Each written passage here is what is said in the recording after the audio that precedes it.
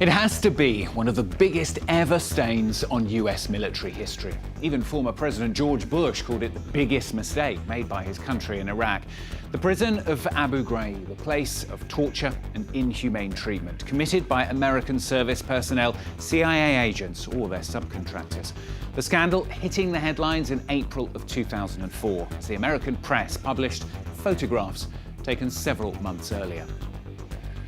In them, American soldiers, men and women, posing, even smiling next to prisoners in degrading positions. Soon also came stories of violence, torture and rape. In May, the Defense Secretary, Donald Rumsfeld, testified before a Senate committee and formally acknowledged the abuses committed by the military. Mr. Chairman, members of the committee, in recent days there has been a good deal of discussion about who bears responsibility for the terrible activities that took place at Abu Ghraib. These events occurred on my watch. As Secretary of Defense, I am accountable for them, and I take full responsibility. I feel terrible about what happened to these Iraqi detainees. They're human beings. They were in U.S. custody. Our country had an obligation to treat them right. We didn't, and that was wrong. The prison of Abu Ghraib was gradually abandoned by American troops and handed back to the Iraqi authorities in 2006. But it remains a symbol of the US occupation in Iraq, even considered by some as one of the places of the birth of the Islamic State group. Several of its original founders met inside whilst together. Then, 3 years ago, the terrorist group launched a massive attack against the prison, freeing more than 500 prisoners, many of whom inevitably then swelled the ranks of the jihadists. Even now, the city lives in the shadow of its recent past. Well, Fatma Kizil-Boga and Hussein Assad revisit Abu Ghraib for France 24.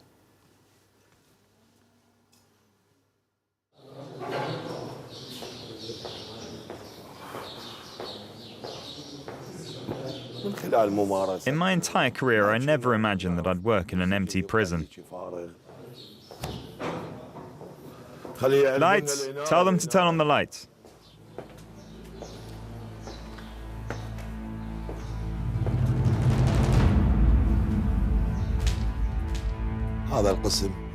The inmates here all escaped on July the 21st, 2013. They broke out. Most of them have been convicted of terrorism. Some 4 years have passed, yet the scene is almost unchanged. One summer night, a deluge of mortars hit the most famous prison in Iraq, followed by an attack claimed by Al-Qaeda. Louay Abdul Razak was not present at the time of the incident. He transferred here 2 years ago to work as director of the complex. His predecessor was arrested. According to the Iraqi government, the attack was planned with the collaboration of a number of prison staff. It allowed over 500 jihadists to escape. You'll only find the Quran. Why? Those are the orders. The Quran is still the only authorized book in Iraq's high-security prisons, which house its most dangerous prisoners. Some blame this measure for the radicalization of thousands of convicted prisoners. After their escape from Abu Ghraib, some convicts joined the ranks of the Islamic State of Iraq and the Levant, which, a few months later, proclaimed the establishment of the Caliphate under the Islamic State banner. But for many Iraqis, their misfortunes began behind this very door.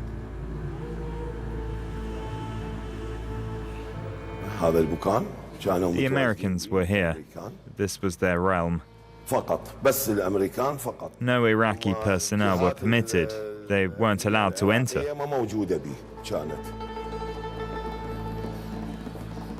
After the fall of Saddam Hussein's regime in 2003, Abu Ghraib prison came under the control of the US military.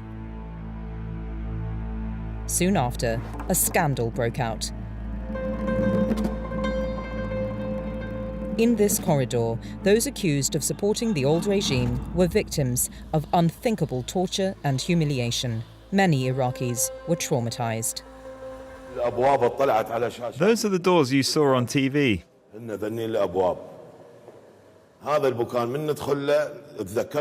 When we come here, it reminds us of the tragedy. One would never have imagined that a democratic country would do such things.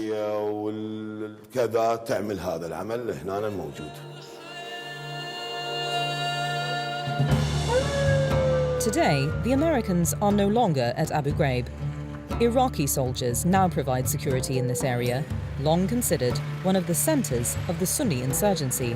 The presence of the Shiite authorities is visible on every street corner. But Major Arkan assures us that this does not cause any problems.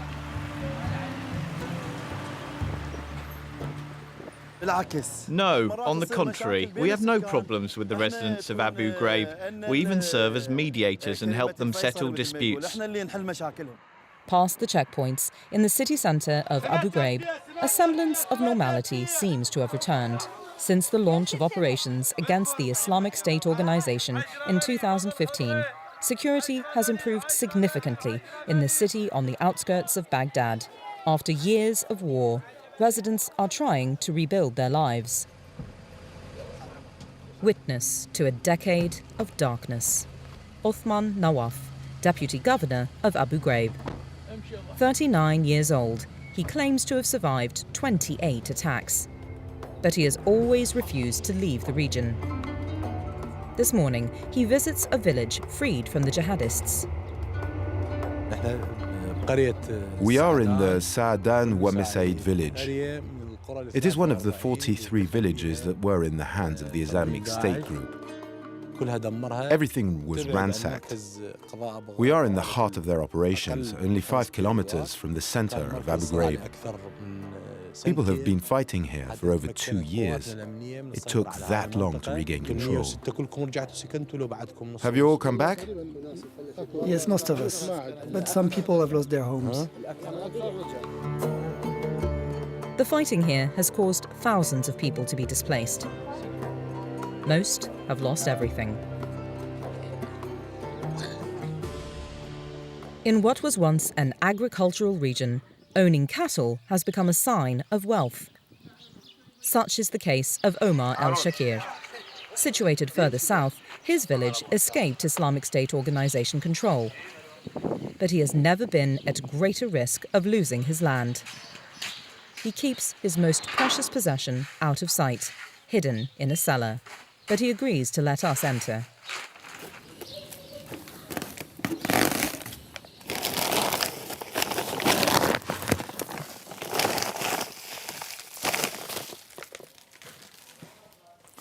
It's urea.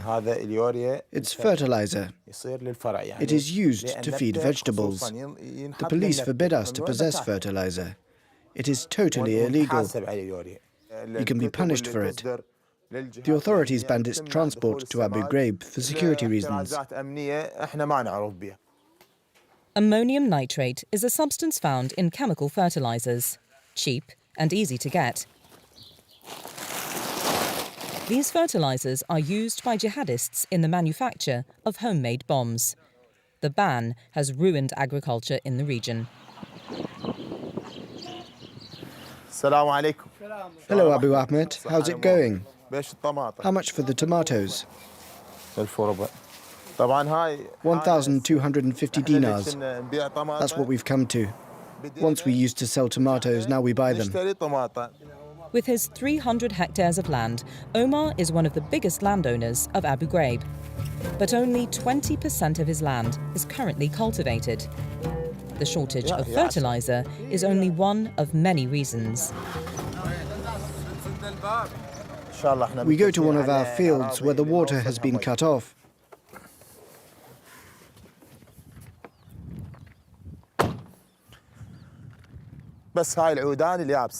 All that's left is dry plants. This area was all planted. There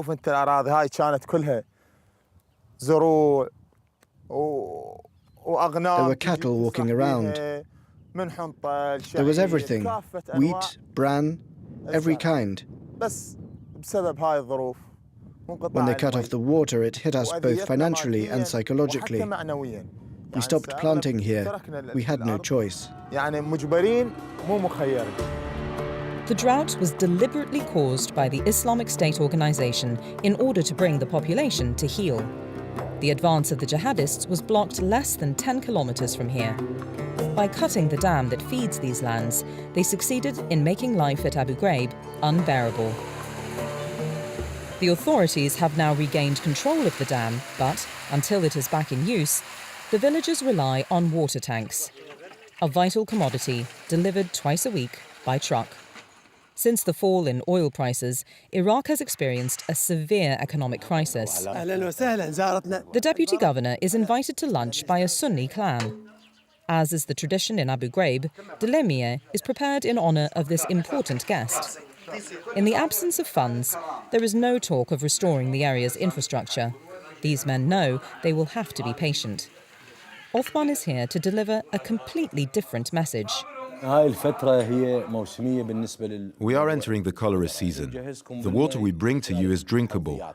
You have to be sure that the water you drink is clean, even if it means boiling it.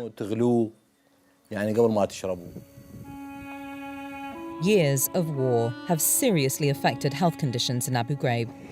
When the water ran out, many, including Majid, tried to find their own solution.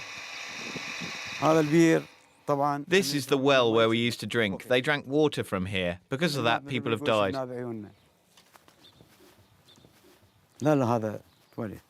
Unsafe water caused a cholera epidemic 2 years ago. More than 500 cases were reported and 8 people died, including Majid's sister. She started having diarrhea in the middle of the night at 1 a.m. By the time she arrived at the hospital, her condition had deteriorated. They gave her medication, but it wasn't enough. She died 2 to 3 hours later.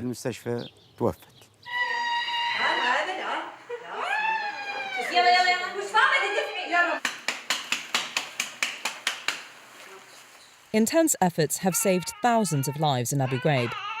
With the arrival of summer, when temperatures exceed 40 degrees centigrade, the number of new cases reaches its peak.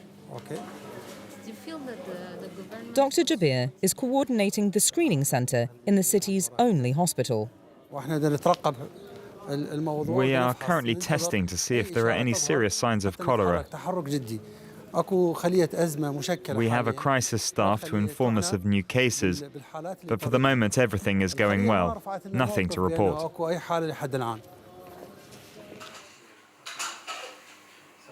Every day, more than 1,200 patients are treated here. Samples are systematically taken from suspected cases. Cultures were performed to detect the presence of the virus, but it takes 24 hours to get the results.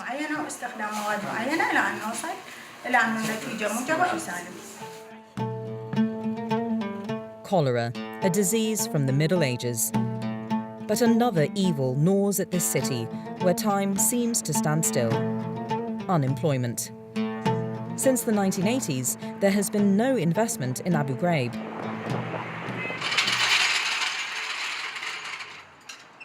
Azzeddin is one of the lucky few. He has been working in this garage since the age of 12. He is now 21. There are no jobs for young people. The situation does not allow them to find work. It's very unusual for someone to get a regular job.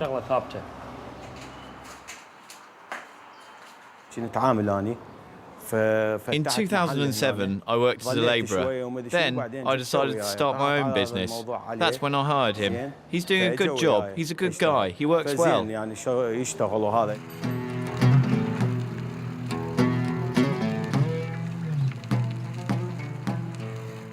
Azzeddin works 10 hours a day for a monthly salary of €200, which he spends on his only passion, bodybuilding.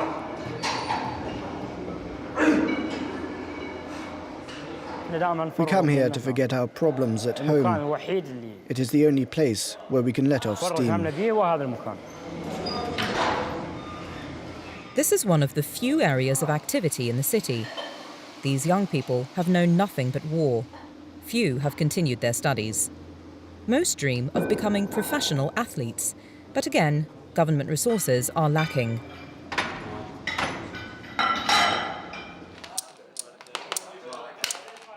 In the evening, to kill time, the young people of the neighbourhood meet in a cafe. In this conservative society, the place is reserved only for men.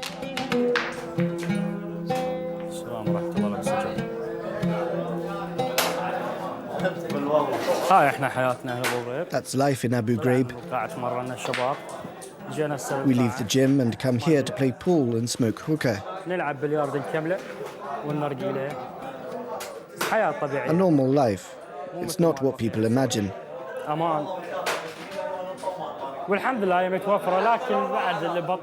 Of course, it makes me sad when people say bad things about my city, but they do not know what they're talking about.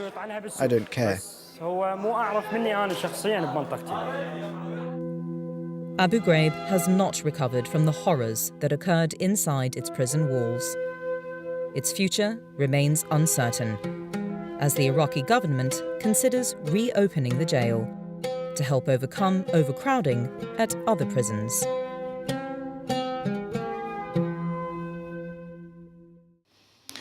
Fatma Kizil-Moga and Hussein Azad revisiting Abu Ghraib for France 24. Well, that's all from this week's edition. Don't forget, of course, you can catch it and all our previous editions as well on our website at france24.com. Thanks for watching.